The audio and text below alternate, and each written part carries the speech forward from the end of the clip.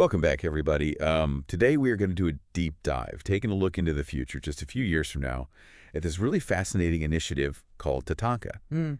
And they're creating something that they're calling an orchestra Americana, which is blending together indigenous and folk and classical music traditions. Yeah. And get this, they've chosen Portugal as their base. Interesting. You know, you were curious about their whole vision for the project and why Portugal. So we've got their website pulled up, and we have a specific article here called Portugal, the Ideal Stage for TATANKA's Global Revolution. I love that. Yeah. It sounds very exciting. Yeah, it's really neat. And it's not just about music, though. There's even more to it, because they're also focused on support for asylum seekers and cultural preservation. Oh, wow. And the article talks about this really inspiring story of 𝗧𝗧𝗧𝗔𝗧𝗧𝗧, who is a Sudanese refugee who finds her voice again through TATANKA. Oh, I can't wait to hear more about that. Yeah, so it's going to be really interesting to kind of dig into all this and see what they're all about. Yeah, I'm really curious to learn how they're going beyond just simply creating music. It sounds like they're trying to use their platform to empower people and facilitate some kind of cultural exchange, especially for artists that,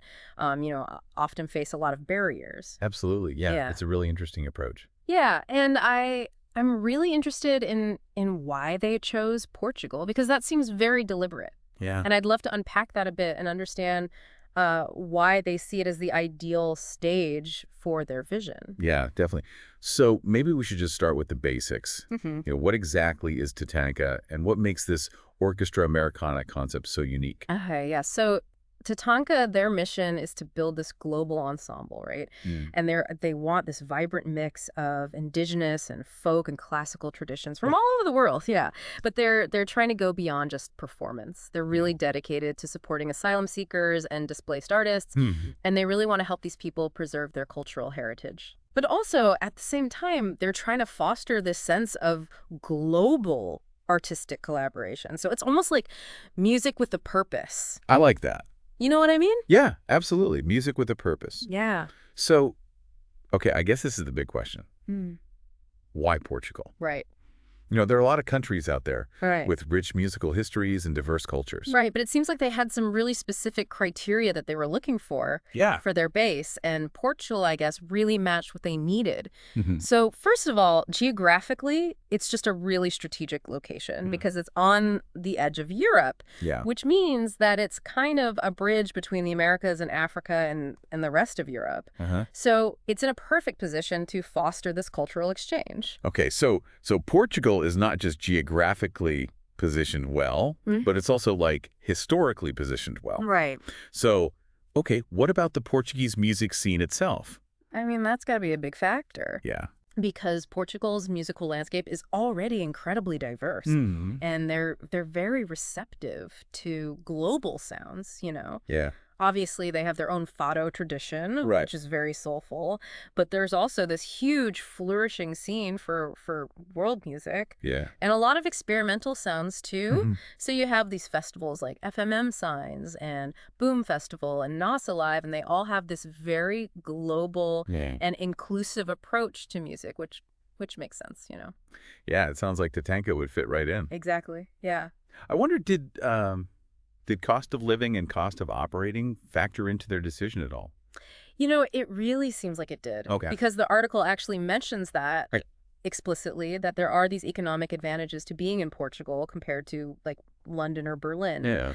So Portugal offers a much more affordable environment for living and working and creating, which just allows for greater accessibility for artists to come together and collaborate, which are key for TATANKA's model. Yeah. And then you also have the fact that the Portuguese government really actively supports the arts. Yeah. You know, they have grants and funding for a lot of these cultural projects, including music production. That makes a lot of sense. Yeah. I wonder, did Portugal's social and political climate play a role as well? I mean, I would imagine so, right? Because one of their big missions is supporting asylum seekers and displaced artists. Yeah. So Portugal has a really great reputation as being a haven for people seeking refuge because of their progressive immigration policies and their very strong support for immigrant rights. Okay. So they've actually streamlined a lot of the processes for asylum applications, and they even have specific residency programs for cultural workers and visas for digital nomads. Wow, okay. So it's very welcoming, and it's a safe environment for these artists that TATANKA is looking to champion. So far it seems like they've really thought of everything. I know, it's pretty impressive, right? Yeah. Is there anything else that makes Portugal the ideal stage, do you think? Well, Portugal has also invested a lot in its digital infrastructure. Oh. So they have really high-speed internet, lots of cutting-edge co-working spaces, and a thriving tech scene, which means it's a perfect place for TATANKA to create digital content and live stream and collaborate remotely. Right. Which is essential because they want to share their music and their creative process with a global audience. But what I think is really interesting is that this technological edge that Portugal has connects really well with TATANKA's goal of building this global community, because it's not just about a physical space, you know? It's also about creating this digital space for people to come together. I see. You know? So they're using technology to overcome the physical limitations of geography. Exactly. And allowing people to connect and collaborate from anywhere in the world. Right. And I think it's just incredible how all of these different factors just align perfectly. Yeah, it really is. With TATANKA's mission. But I think it's also important to remember that it's not just a one-way street. Oh, absolutely. Right. What does Portugal stand to gain from this arrangement? Yeah, that's a great question. Yeah. Because the article highlights a lot of potential benefits for Portugal as well. You know, TATANKA could be like a catalyst for this cultural renaissance in Portugal, because they're going to be bringing in this fresh energy to a scene that's already really vibrant with their very unique blend of music and expression. Yeah. And then that could lead to economic benefits, you know, job creation in areas like music production and event organization, education, and even in things like hospitality and community services. And of course, we can't forget about the potential tourism boost, right? Because I would imagine that people from all over the world are going to want to come and experience their performances and be part of this whole cultural exchange thing that they've got going on. Exactly. And that increased tourism, it's just going to give Portugal even more international visibility, which could really help position them as this center for cultural diplomacy and artistic excellence. Right. And then on top of all of that, TATANKA's focus on social equity, especially with the asylum seekers, really aligns with Portugal's own values of inclusivity. Yeah, so far we've got cultural revitalization, economic growth, boost in international standing. Anything else? Well, there's also the educational and community engagement opportunities that TATANKA is going to bring, because they're planning to offer workshops and mentorship programs and outreach initiatives that will benefit local youth and musicians and underserved communities. Wow. And they're also really committed to integrating sustainable practices and indigenous wisdom into how they operate.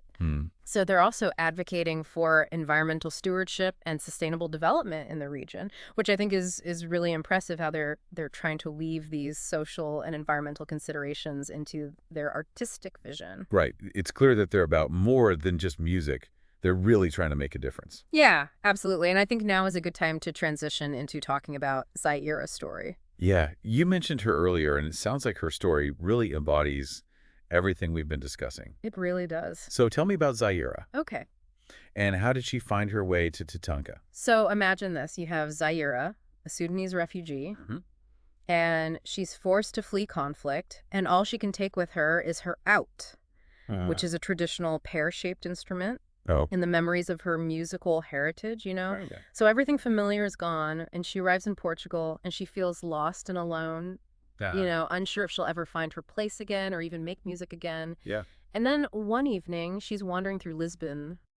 And she hears music unlike anything she's ever encountered before. Wow. It's this fusion of African rhythms and these soaring violin melodies and these deep bass notes. It sounds incredible. So she follows the sound, and she comes to this open-air rehearsal space where this diverse group of musicians is playing under these warm, glowing lanterns. It sounds almost magical. It does. It really does. And the article describes this feeling of inclusivity Yeah. and creative energy in the space, because it wasn't just like classically trained musicians, it was storytellers and refugees and wanderers and visionaries, Oh. all expressing themselves through music. So like a true melting pot. Yeah. You have an indigenous singer from Brazil, a Roma violinist from Hungary, Oh, wow. a Palestinian percussionist. It must have felt like stepping into a whole new world. Yeah, and she was hesitant at first because she didn't know how she would be received, especially because she had experienced rejection before where her music was deemed too foreign. Yeah. But then the conductor, who is this woman with these striking silver-threaded braids, she noticed her. And she gave her this welcoming smile and said, "Orchestra Americana has room for every voice." Oh, that must have been such a powerful moment for her. Yeah. And so 𝗧𝗧𝗧, with this mix of nerves and hope, she steps into the light and she starts to play. Yeah. And her fingers are trembling as she touches the strings of her oud. But as the music swells around her, something shifts within her, And the orchestra embraces her melody. Wow. And they start weaving her haunting notes into this tapestry of sound. It's amazing how music can do that, It is. It can break down those barriers and create connections. Absolutely. And for the first time in a long time, she feels this sense of belonging. It's a really beautiful story. Yeah. And it's a really great example of how music can create community. Yeah, and this becomes like a turning point for her. Okay. As she spends more time with TATANKA, she just flourishes, And she starts collaborating with artists from all over the world, and she's blending her Sudanese rhythms with Portuguese fado and American blues and Indian ragas. That's incredible. I know. What a mix. Yeah, and her voice, which was once silenced by conflict, it now soars through these concert halls and digital spaces, reaching hearts across continents. So it's more than just music. It's healing. It's empowerment. Exactly. It's finding a sense of home again. Yeah, it's a really beautiful testament to the power of music and community. Her story is really inspiring, but there's still so much more to uncover about TATANKA's impact. Right. And the future of their Orchestra Americana. Definitely. And that's exactly what we're going to delve into in the next part of our deep dive. I can't wait. Yeah. I'm really excited to hear more. Me too. All right. Well, we'll be back in a bit. Sounds good.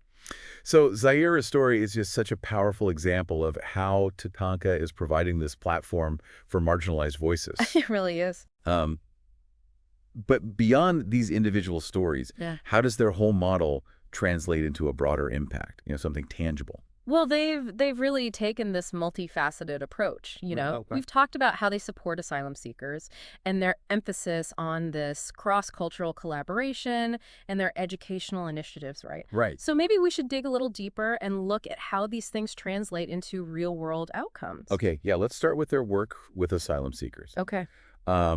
We know that Portugal has these really favorable policies, but how does TATANKA go beyond just like welcoming them? It's about empowerment, not just environment, right? Okay. So they're actually connecting artists with legal resources, and they're helping them navigate the whole asylum process, and they're even offering housing and financial assistance, and language classes and cultural integration programs to help them adjust to their new lives. So it's really like a holistic support system that recognizes that it's not easy to start over in a new place. Yeah. Especially when, a lot of these artists have had their lives disrupted, their careers put on hold, their identities challenged. Yeah. So TATANKA is providing a space for them to reclaim their voices, to reconnect with their heritage and share their stories with the world, which is a really powerful form of cultural preservation. Right. It's like keeping those traditions alive. Exactly. And helping them evolve. Yeah. And you mentioned earlier their educational initiatives. How do you think those play into the bigger picture? Well, I think those are really interesting because it seems like they're aimed at empowering future generations of artists and cultural leaders. Right. And they offer all these workshops and master classes and mentorship programs that are led by experienced musicians from all over the world. Yeah, and it's all about making sure that these musical traditions get passed on and continue to thrive. Are these programs open to everyone? A lot of them are. Okay. But they also make a really big effort to reach underserved communities.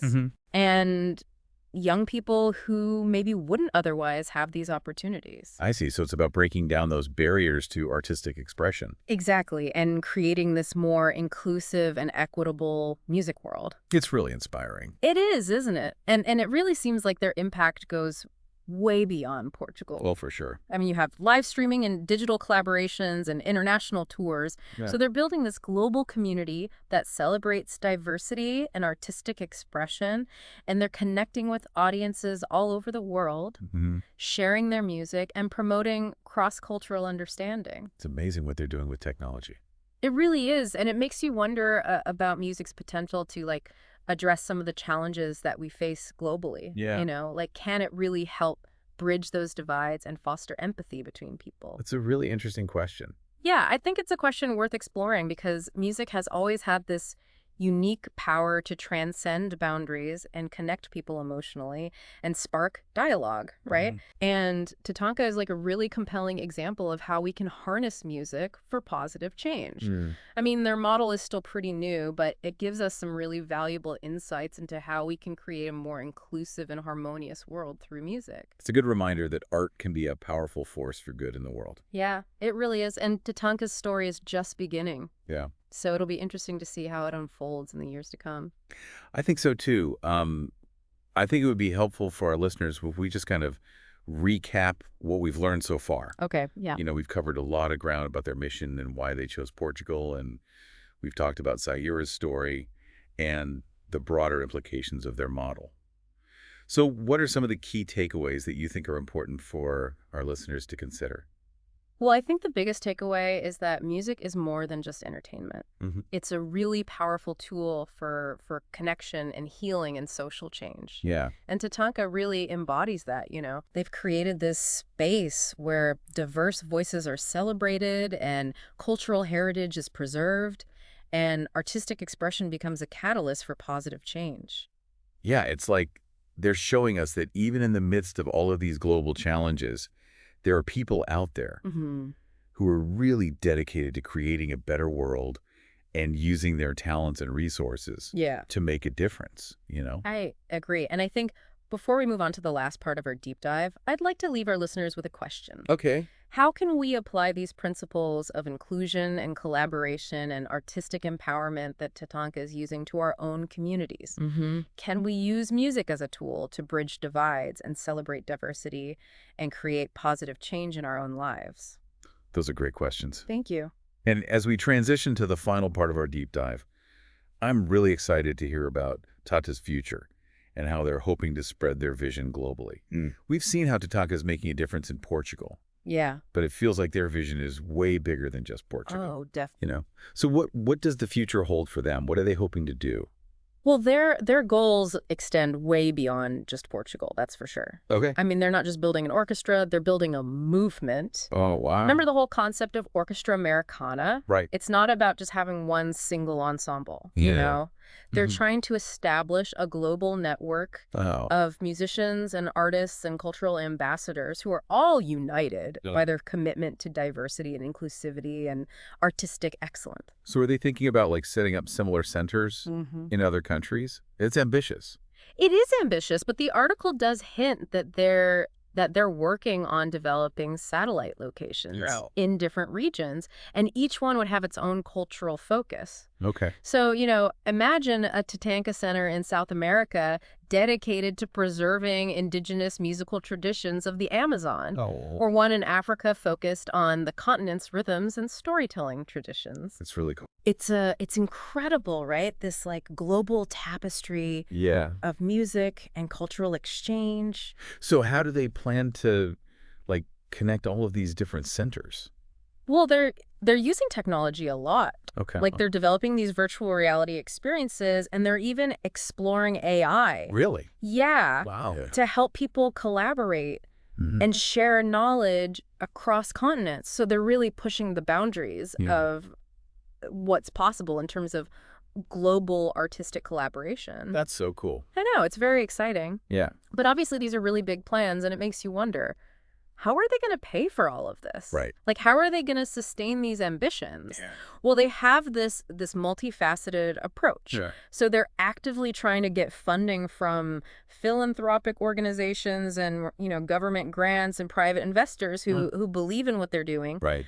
But they also want to build a sustainable business model. So they're going to generate some revenue through performances and merchandise and online subscriptions and educational programs. Oh. So it's about finding that balance Yeah. between external funding and creating their own self-sufficient ecosystem. So kind of like diversifying their revenue stream. Exactly. Exactly. I like it. And they're also very transparent about their finances, which I think is really important to build trust.